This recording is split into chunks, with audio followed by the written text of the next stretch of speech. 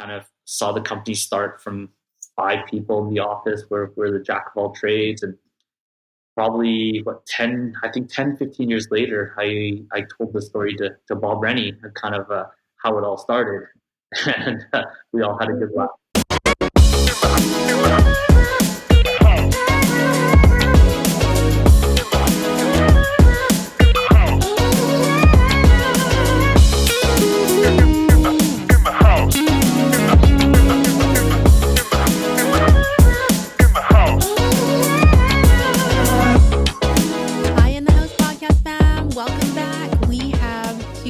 Really special guests today. I guess I should introduce us first. I'm Toni Singh.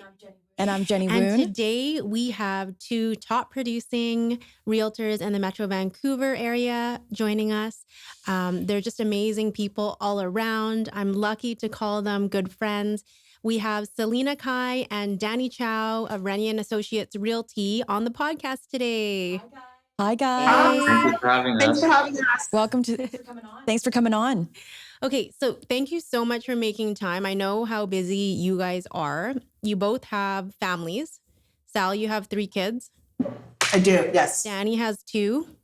Twins. And yeah, and also you sell a lot of real estate. So why don't you guys tell us a little bit about how you each got started in the business? And we'll go from there. We'll start with Danny. First. Okay, well, basically, I guess this year is 26 years in real estate. And how it all started was basically back in 95. I was going to school at BCIT and studying for the real estate course, and had a part-time job. I was working as a kind of a customer service manager at a laser tag store. And basically what had happened is doing that and going to BCIT. And one day came where I went to school early, which I hardly ever do. I always sleep in, but back in the school days. But one day, I think it was meant to be. I got up early and showed up for a class. Class started around 8:45, but I got to school around 8:15 or something like that. And one of those days, and back in the day, and I'm dating myself here, but we didn't have internet. We didn't have online postings for jobs, and everything was done with the employment center. And the employment center, I went in there thinking, okay, we'll see what's available. And I walk in there, and literally right in front of me, they just opened up. The girl there just had posted a job posting up there, and it said looking for a real estate host with Rennie or Ulinder Rennie Project Marketing back then. And I had no idea what the company was at the time. I just knew I was getting into real estate, and they were looking for a real estate host. And so what I did was I was looking around and checking things out, and nobody was looking, and I was the only person in there. So what I did was I took the posting off the wall, and I ended up applying for the job. And when I applied for the job, it was Bob Rennie's assistant back then. And I thought the interview went very well. And what had happened was she called me 2 days later and says, "Oh, Danny, congratulations. Interview went very well. Are you still interested in the job?" And I said, "No, for sure, 100%. This is what I want to get into." And at the end of the conversation with her, she's like, "Oh, by the way, this year was very different. For some reason, you're the only person to apply for the job. Why is that? Every year we get 10, 20 applicants." I said, I really don't know. I said, awful. I said, everybody's focusing on school this year, and everybody's just really busy. And what I ended up doing was started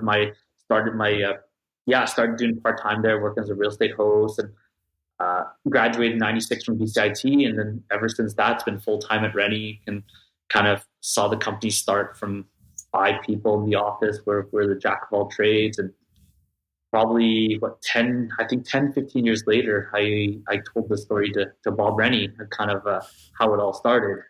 And we all had a good laugh. Did you also remember to tell him that you took the posting off the board? Yeah, that's what he means. That's what I told him 10 years later.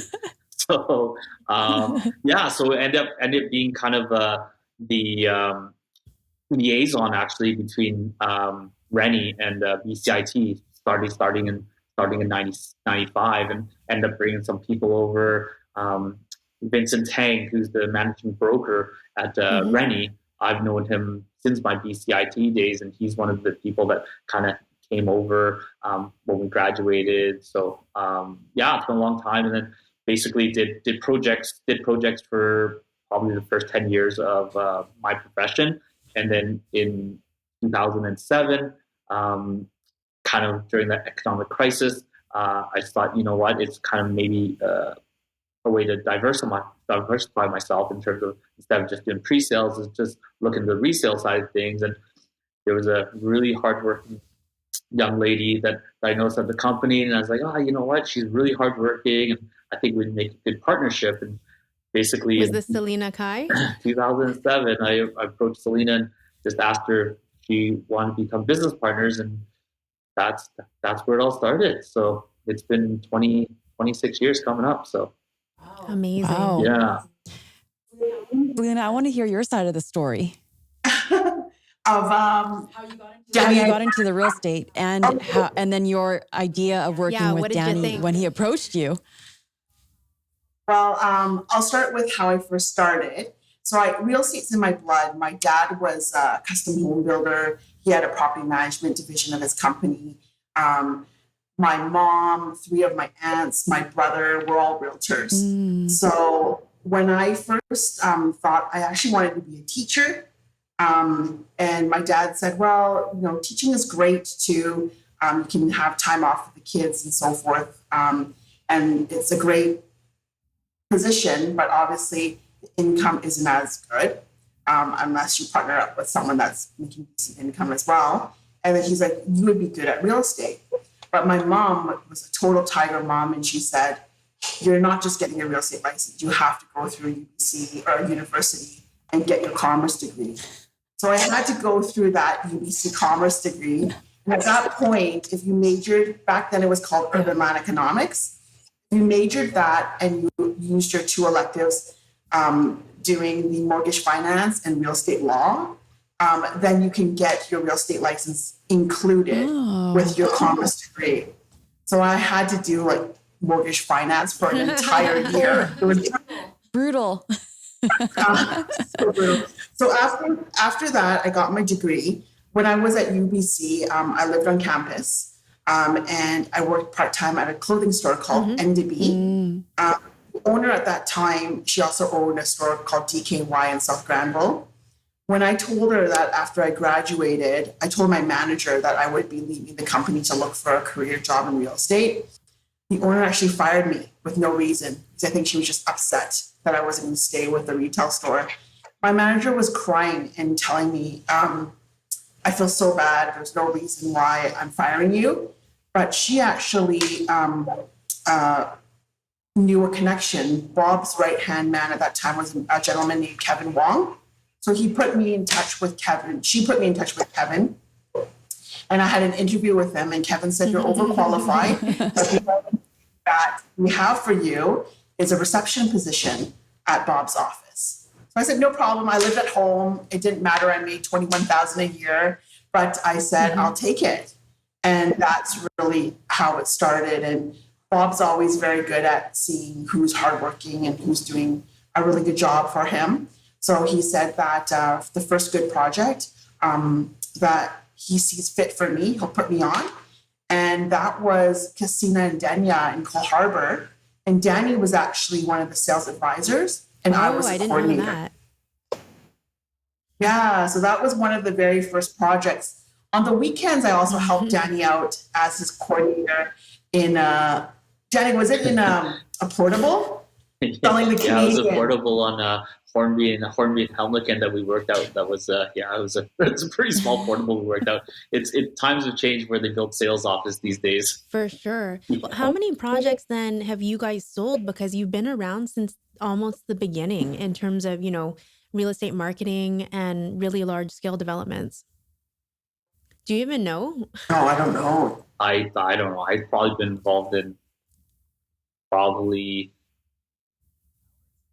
15 towers? Well, at least, I would say more. At least more than that. I would say if you're more. talking about towers, I would say probably about, I don't know, probably about 30, 40 towers probably involved with different developers over the time. So, Amazing. So then fast forward. So you guys have a lot of experience in the industry, and obviously, like, we have a bunch of questions here. We actually have some notes in 3 parts, but basically, um, what kinds of things motivate you guys daily? Because you're both top producing realtors. You also have your own families.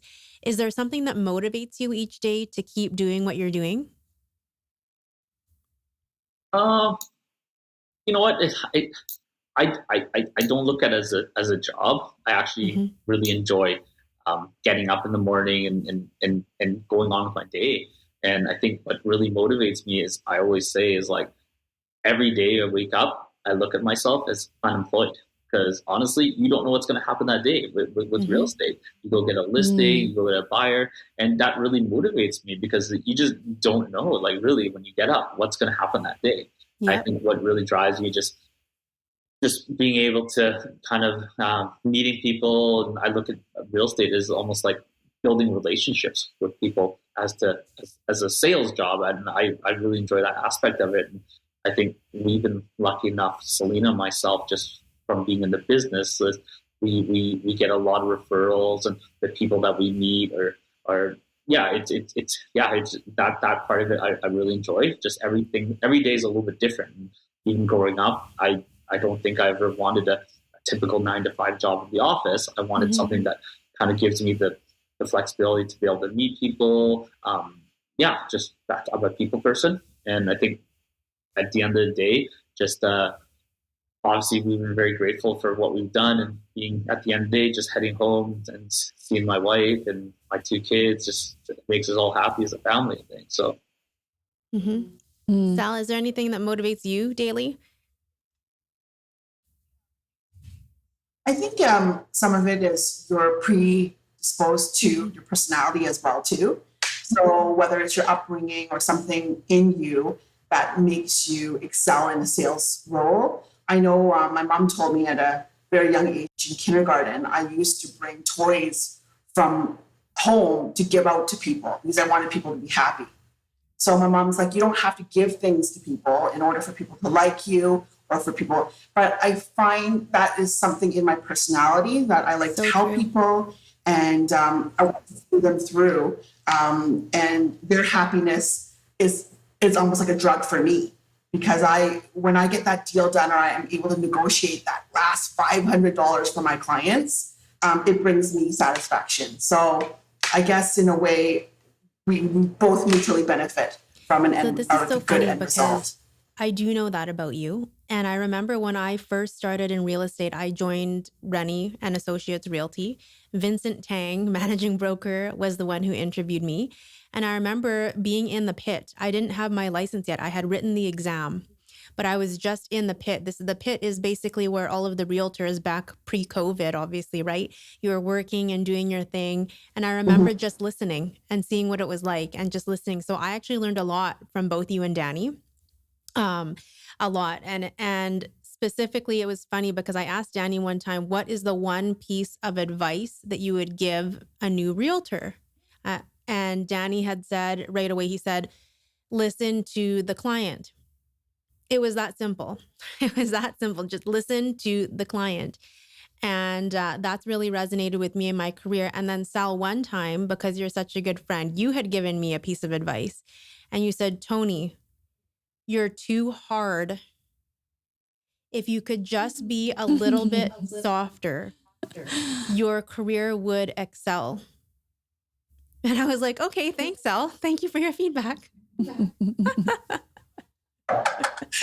was great advice. It was great advice.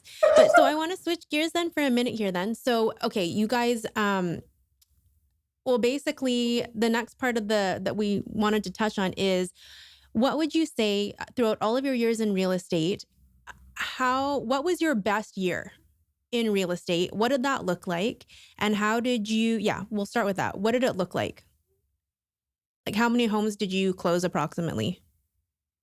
I think, my best couple of years, I guess, it was pretty crazy. So coming out of the recession in 2008, 2009, kind of right when Salina and myself kind of became partners, that one year, and Sal can attest to this. It was insane. Like everybody thought, like with the recession, like it was going to be a really bad market, and everybody's kind of like going sideways. And actually, that year coming out, I think between me and Salina, it was crazy. Like people were just listing things, buying things, and we're selling them. We're selling them before we had keys for places. And I remember Shangri-La was closing, and literally people were like, yeah, we'll buy it. Like, and we were like, we don't have keys yet. They're like, well, we're writing an offer. And it was crazy. Wow. I think it was coming out of like 2000, I think it was like 2008, 2009. I think that was like a pretty crazy year. And then my busiest year, because Salina and myself, we're business partners in terms of listings, but we also work our individual buyers. But my personal best year, I think, ended up doing probably about, I think it was around 120 homes, I believe it was, somewhere around there. And even with that was one of my better years. And then recently, obviously with COVID, it's been pretty crazy. If anybody would have guessed that where we are today, it was pretty scary, to be honest with you, in March of 2020. But coming out of I'd say probably about July, August of last year onwards, it's been insane. The market is like, it's been pretty crazy. And to be honest with you, it's probably going to be one of our better years. And it's sort of nonstop ever since July, August of last year, I would say. So, that's kind of my background. Amazing. Sal, do you want to answer that? And then we'll get into a little bit of questions about how you guys run your team.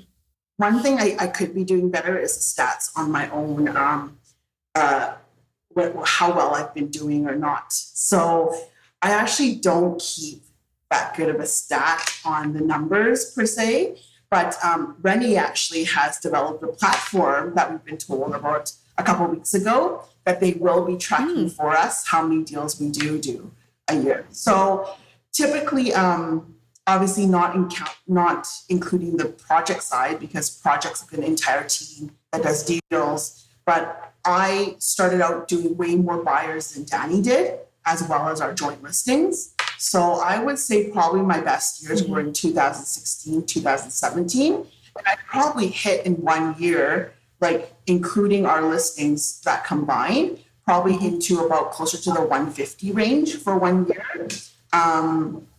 But even this year, like from January onwards, I think Danny, like, I don't know about what Danny's been doing with buyer stuff, but we're probably close to like getting close to. That's amazing.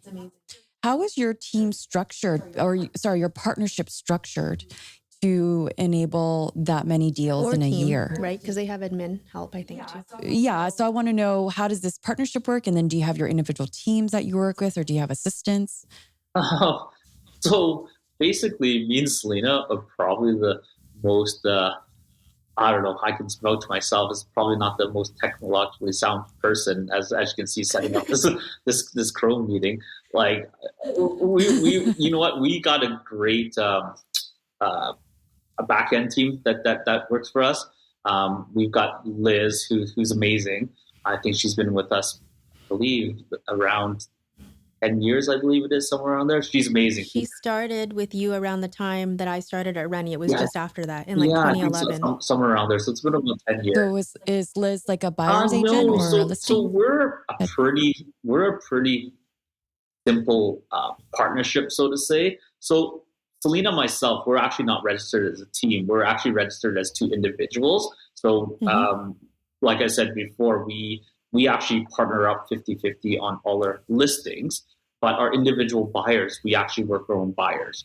So that's how we work. So as part of our team, so to say, on the back end, we have Liz, who's kind of our marketing manager. She does our min, she does our conveyance, she books our appointments, and she's basically the backbone to us. Like paperwork wise, and I'm probably the worst at paperwork. Like I'm horrible at paperwork. Like, does she chase people for you, Danny, if you haven't submitted something? She does.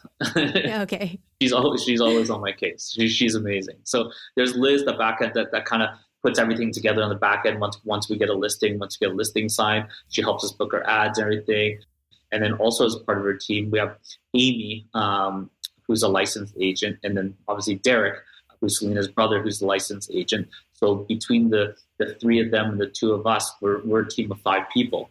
But I think from how we work I think we're a little bit different in terms of when a lot of people see a team, like you'll see the team leader and then you'll have whatever, 2, 3, 4, 5 people working under them. But the thing with Salina and myself is when we take on a listing, our biggest thing is like, we're always still doing the showings. Like it's really hard for us to kind of let go. So our side of things is like to do those number of deals, like we're actually hands-on and we're still actually a part of it, like pretty much like 95% of the time. So it's only the times that basically if Salina and myself are stuck with a CMA or something, there's a conflict in our schedule, then we'll have like Derek or Amy that they'll help with the showings. But mostly it's actually just myself and Salina doing the showings actually of all the deals. And even with our Yeah, I was going to say the reason why we're asking this question as well is because there's such variety in how different teams operate. And I think that this is a perfect example of a high producing team where you basically, I mean, it is very efficient. It's like kind of like an engine. So you have Liz as the backbone, and to produce like that and still be a main point person within your business, I think that's something really special because I have seen other teams that operate inefficiently. And maybe they have 5 or 6 people on a team. However, the production is less, possibly because it's not as efficient. Like certain people are overlapping jobs, if that makes sense.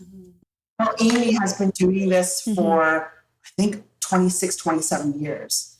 And she's brings a lot of knowledge to it. So we feel very comfortable if we can't make it to a showing, and Amy will do such a great job.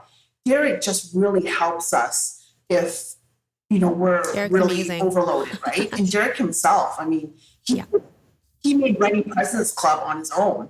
So when you hire us, per se, you're actually getting, 2 President's Club members, plus Derek is Real Estate Board's Medallion Club member. So, but at the end of the day, Jenny, you were asking about buyer's agent. That's incredible. We do our own. We do, like none of them take any of our buyers for us. So What happens so you work with your own buyers and then you share the listing? So what if, Danny, you had your own buyer and that buyer turned into a listing? So do you now share that listing, even though that buyer was originally yours? Yeah, we've had an agreement since the very beginning that any listing, regardless of Salina's client. I mean, that would be the mark of a true team too, right? It's like, then we're doing this together. Yeah, everything's 50-50 when it comes to a listing. So. Okay, that's fair. So I do have a question about retention and loyalty, because Liz has been with you for 10 years. Amy sounds like she's very capable. Sorry, how many? 6 years. 6 years. Amy's very capable. 6 years. She's been in the business for 26 years.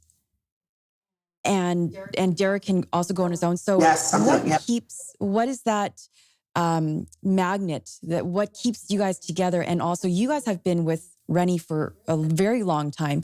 So what would you say is the magic behind all this to keep this glue together?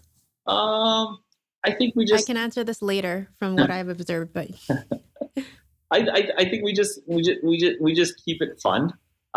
We're always open. And I was going to say something too, just like as an observer, because I know you both so well and it's been over a decade then, I guess. Hey, crazy.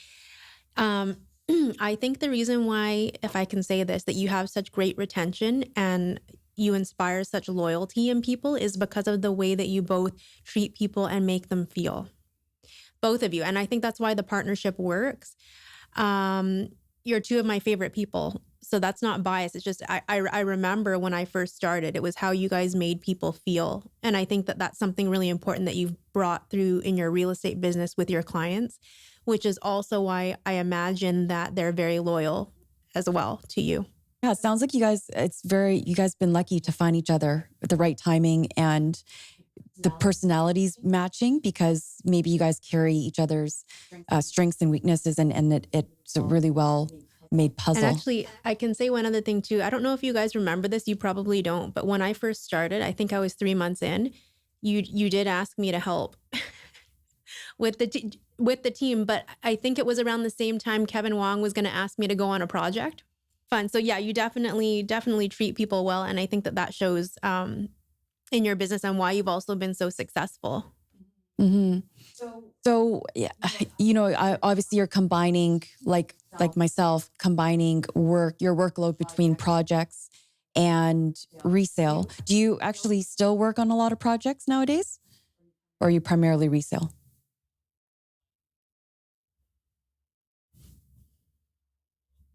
Okay.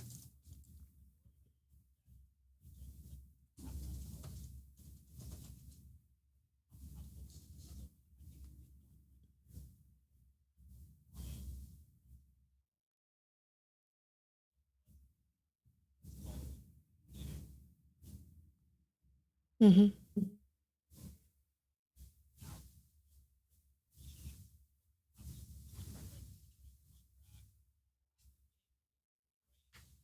Everything.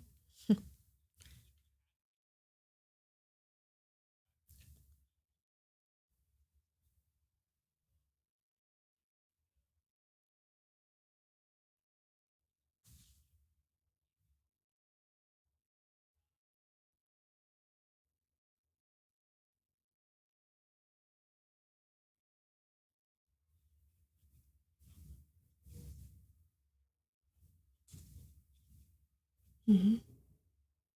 And remember, Danny, I don't know if you guys had this, but it was carbon copies. Yes. So there was like no photocopying. We just had the pink slip, the white slip, and the yellow slip, and we had to split all the contracts. White, yeah.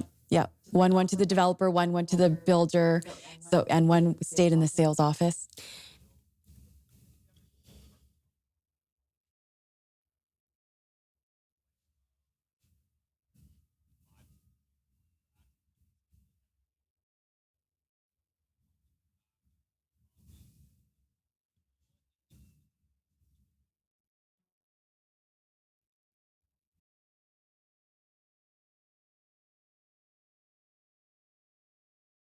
So someone who's newly licensed, Salina, and they're shopping around, trying to select a brokerage to hang their license, what makes Rennie different? There's so many aspects of it. And I realized during this COVID time, I still made the right choice over 20 something years ago, because with Chris Rennie and Bob Rennie leading the entire team, as a business owner with Danny and I, during this time, back in March, April, I think you just kind of want to be in defense mode. I mean, you don't even know when your next paycheck is coming. You want to be in defense, what is going to happen. We have all these expenses. But Rennie went on offense mode. I mean, they started investing in us, and they started investing more in the company. Right away, Chris and Bob came out and said, anyone on salary, you're guaranteed for 1 year for sure. So you don't even have to worry about getting laid off. I mean, that's huge for all the people that were getting paid salary. We did that. I mean, we're on a much smaller scale with our team, but we were like, don't worry, guys, you guys can work from home, you'll still get paid, all this kind of stuff, right? We wanted to give that confidence that Bob instilled in such a big magnitude to our small team as well, too. They provided us with mental health support. They provided us with exercise. They started doing all this Matterport stuff in 3D. I mean, it started before then, but they continue to do that, and they continue to give us stats. So I don't know many brokerages can attest to the fact that we have an in-house economist team. So they were constantly pumping info to us and supporting us, and they just didn't disappear into the background. So on a weekly basis, or even, executives, like we have over almost 180 agents. I felt like at least every other week or so, there was someone from the executive team messaging us or emailing us just to see how we're doing, and what was happening, what was going on, how can we support you guys better? Are you guys doing okay? I think at the end of what we've learned from this whole pandemic is, it can be a lonely place out there if you don't have support, and no matter how you are mentally, physically, a lot of things can bring us down. And so you kind of need your circle of support team. And when you can say your brokerage is one of those people that are supporting you mentally, physically, whatever it is. I think that's a lot to be said about a brokerage in itself. But it'll be interesting to see what happens in the summer months. As Dr. Henry starts opening up traveling, I feel, even ourselves, we want to sneak in a few vacations in there. And I think, our general community will also be doing the same as well. So I'm interested to see. I do notice, actually, in the past couple of weeks specifically, it has been a bit quieter. So whether it's the buyer side or listing side, I do notice it on the listing side. But even when I'm taking buyers around, I do notice that even if they look at offers on a certain day, you have to follow up because sometimes the next day it's still available. Or they do the cancel and relist at a higher price. So I think this is a great opportunity for buyers if you're ready and able to be able to snap, something up that you actually desire and not do it before the fall, maybe. I do think the fall will again be quite active. It is, I will say, it can be a bit challenging because the media is also a little bit behind, I find. So they're still reporting such activity. So our developer clients, our seller clients, they're all expecting their places to sell at primo price and to happen very quickly. And now I feel we are having those challenging conversations with them saying, well, why didn't it sell, Salina? And why didn't it sell for that crazy price that my neighbor got for? So I do find we are going into more of those conversations. And it's very important now that you have all the stats to back it up and have all the experience to back it up to give them, to let your sellers know one step ahead of what the media is saying and how sometimes the media lumps it all together as one big entity, whereas it could be different in Langley versus Swanson versus downtown condos, right? But they all lump it together. You know what? Thank you guys both so much for coming on today. We know you have appointments and things to get to. And your insight into life and real estate is really important. I know that our listeners will find it really valuable. And obviously you're a part of a great company at Rennie. Bob and Chris are amazing people. So it's only natural that you guys would be also. And that's probably why you're still there. Thank you. Thank you guys. Have a great afternoon.